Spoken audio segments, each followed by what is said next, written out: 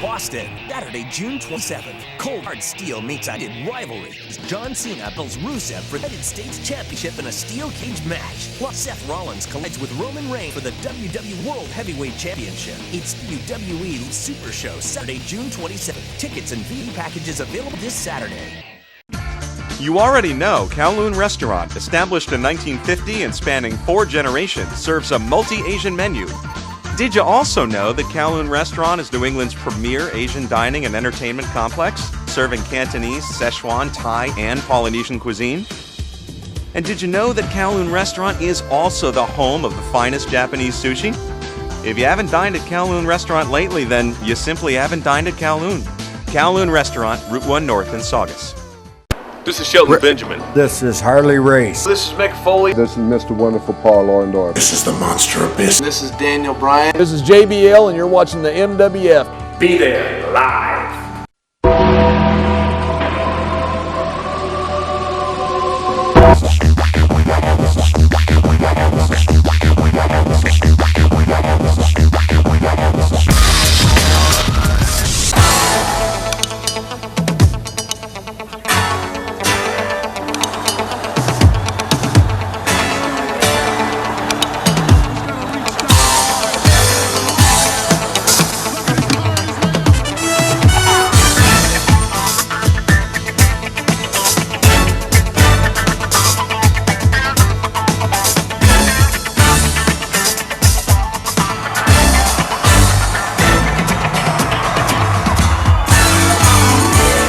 Wrestling fans from around the corner and around the world, welcome to a special installment of Wrestling Insiders. I'm Dan Marotti. In this video, we're going to take an in-depth look at WWE Elimination Chamber, Sunday, May the 31st, 2015, from Corpus Christi, Texas, along with some thoughts and analysis on WWE going forward. Before we go there, folks, would love for you to take advantage of some of the great offers we have from our partners here on YouTube. We can keep the lights on and continue to produce more great wrestling content for your enjoyment.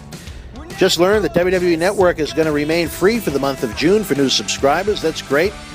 Money in the Bank is included with that, Sunday, June the 14th, as well as the Stone Cold Steve Austin interview with Paul Heyman, live June 1st, then available on demand forever.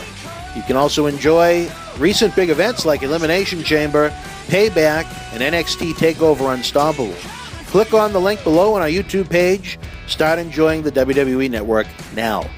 Also, don't forget that you can help Boston Wrestling by using our special links for both Amazon.com and WWEshop.com. No matter what you buy, even non-wrestling merchandise on Amazon, we get a small percentage, and it doesn't increase your cost 1 single cent. We need as much help as we can get, folks, to keep the train rolling. If you don't feel like shopping, hey, we have a PayPal account. You can donate $1, you can donate $1,000, any denomination, using the email address bw@bostonwrestling.com. Your generosity, would be happy to send you a shout-out of any kind. We're also planning a great online campaign coming this summer that we hope you'll take part in. We'd also be happy if you joined us by subscribing for free to our YouTube channel. Starting to close in on 800 free videos for your viewing pleasure. If you enjoy what you see, make sure you share it with friends and click the like button so YouTube will showcase more and more of our giant library to your fellow pro wrestling fans. On to the Elimination Chamber Countdown show. Stardust had the win over Zack Ryder. Simple match there, got Stardust over fine. Nice to see Ryder being used on TV a little bit when he was in no man's land for quite some time. And again, I can't think of the last time Stardust even had a win on TV. Summer Rae introduced The Miz for Miz TV. That's an interesting pairing, where they both teamed up for a WWE movie not too long ago. The Miz is in desperate need of a fresh coat of paint, maybe more than anyone on the roster. If this was 30, 40 years ago, this would have been a situation where you move him to a new territory, to say the very least. Daniel Bryan came out. Miz said that Bryan was a superstar, but he needed to showcase it more. Miz offered to do that for 10% of his salary. The big news coming out is that Bryan said he's not done with WWE. He's going to be back. And then, for whatever reason, he brought out Curtis Axel and Damian Sandow as Macho Man and Hulk Hogan to ruin the segment. Nobody cared. The only reason there's any reaction whatsoever is because of the Hulk Hogan theme song. It's not Halloween. They're not going to the ring to trick or treat. It's an insult to the fans. It's complete and utter bullshit. I don't know of anyone that would see that and say, geez, let me plunk down my $9.99 for the WWE Network after seeing Axelmania in Macho Mizdow, whatever the hell he's called. It's just an insult to intelligence. Lillian Garcia was back after injuring her leg, thank God. Best to Lillian Garcia to remain healthy forever. The less eaten, the better. Nice-looking woman, but she just has poor delivery, as if she's trying to Macho Mizdow Lillian Garcia's delivery. It's a poor imitation at that. Hashtag bring back the Fink. JBL cut a great promo in the ring, getting over the actual Elimination Chamber itself. What a dangerous match it is, with so much steel and bulletproof glass. JBL did a great job here trying to get folks excited and explaining the danger of the chamber. Pay-per-view kicked off with the tag team title chamber matchup. The New Day was able to convince Kane to let all three members of New Day participate in the matchup and squeeze into one of the pods. The first two teams in the matchup were the Lucha Dragons and the Ascension. Interesting chemistry there, as they'd worked before in NXT. Ascension looked pretty strong for once after they died a quick death last winter. Cesaro and Tyson Kidd were the third team in. They took advantage of the platform given to them. I tip my hat. They made this match even better than it was. Cesaro superplexed one of the Lucha Dragons off the top of the pod. I mean, the Dragons looked really good here, too. At one point, they both climbed on top of the pods and did a little high flying. Looked like Kalisto lost his balance and got stuck in the New Day's pod. That was kind of funny. Matadores were the fourth team in. El Torito flew off the top of his pod, and Hurricane Ron'd Cesaro place. Matadores were the first one out of the chamber as Torito fell from the top of the cell. The Ascension caught him and threw him like a football into one of the Matadores right up against the cage. Then they double-teamed the other Matadore for the quick elimination. Lucha Dragons were next on the Ascension's hit list. They eliminated two teams here. Primetime Players came in fifth. They made quick work of the Ascension. Titus O'Neil powerbombed Cesaro while he was up on the top rope getting ready to suplex Darren Young. Amazing. It was a big monster triple suplex. Damian Woods got thrown back into his pod. Cesaro went for the swing into a Tyson Kidd dropkick, but he didn't notice Darren Young behind him, and he rolled him up for the pin. I thought that was pretty weak. I would have loved to have seen 10 to 15 minutes of Cesaro and Tyson Kidd and the New Day inside that cell. Their pay-per-view matches have been great. The TV matches have been great. The WWE live event non-televised matches have been great. Hopefully we're going to get to see more of those two teams. But I think everybody looked good, all six teams in this matchup.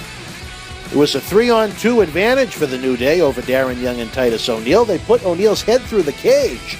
I wouldn't want my head stuck in there, never mind our MWF Junior Ambassador, Devon Brent, with his giant pumpkin-sized head. I don't think anyone expected the Primetime Players to have a chance, and that was true, as they didn't. The New Day retained the championship. It was just a strange layout to this matchup. I'm a little confused by that. In the back, Lana wished Dolph Ziggler good luck in the Intercontinental title elimination chamber. When Dolph brought up Rusev, she became a little tense. We couldn't get a break from Eden Styles. Her introduction sucked as much as the match did. When the WWE Divas champion Nikki Bella retained over Paige and Naomi. An awkward match. Nothing was smooth. You could hear them calling spots. Thumbs down, especially compared to the girls in NXT.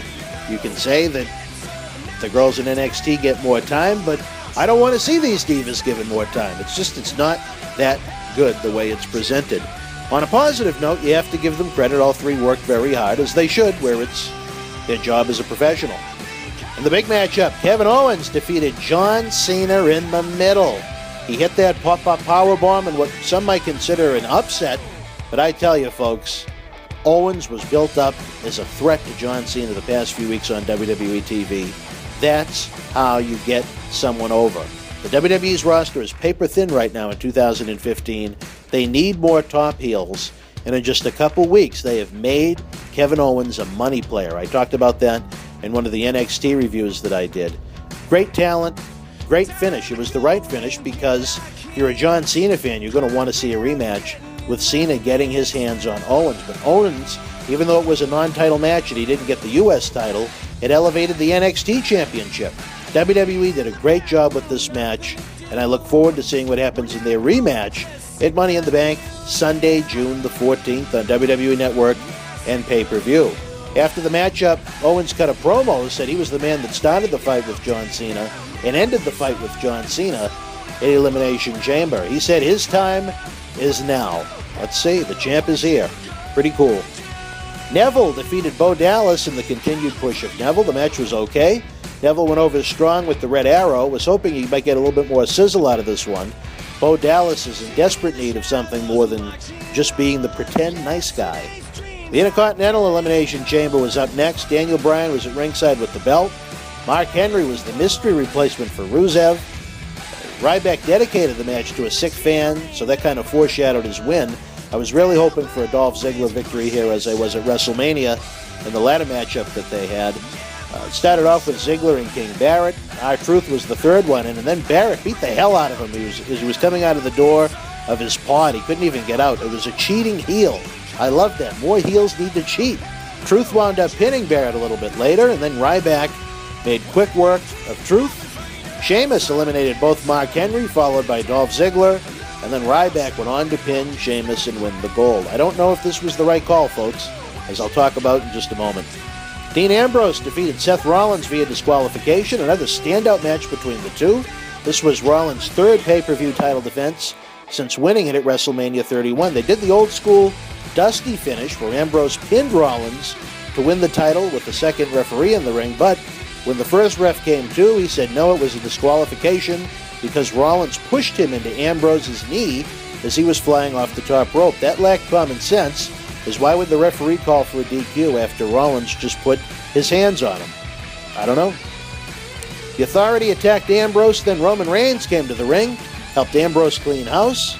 Ambrose refused to give the WWE Championship belt back, and now the countdown is on until Money in the Bank in just 2 short weeks from Columbus, Ohio on the WWE Network and pay-per-view. Overall, for an event booked on short notice with no outstanding main event to advertise, the fans really got a great night of action. The layout of the tag team title Elimination Chamber prevented it from being great.